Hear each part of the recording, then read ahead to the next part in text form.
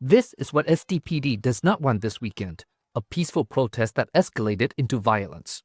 Our main focus is public safety, and that is for everybody involved. San Diego Police spokesperson Lieutenant Travis Easter says the department has been working with organizers ahead of the protest tomorrow to make sure everyone is on the same page.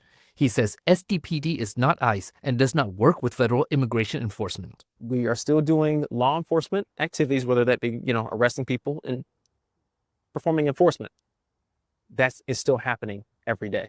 But that doesn't mean that we're ICE. It doesn't mean that it is all ICE related. There are about a dozen local protests around the county tomorrow. They are part of the nationwide No Kings Day demonstration. To keep their greedy hands off our health care, our veterans benefits, our public lands, our rights. Opposing President Trump's military parade.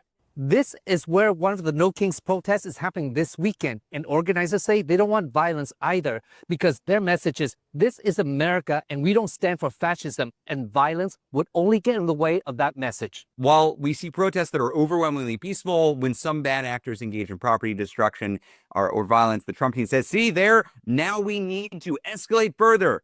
And that's Trump's plan. Rinse and repeat. It's straight from the authoritarian playbook. For those attending the protests tomorrow, civil rights attorney Timothy Scott says, know your rights. Protesting is a core part of the First Amendment. Among those rights is the right to record police encounters. But he says, don't engage with officers unless you have to and de-escalate the situation quickly. When it comes to a police encounter, the goal is to end it quickly, to not prolong it.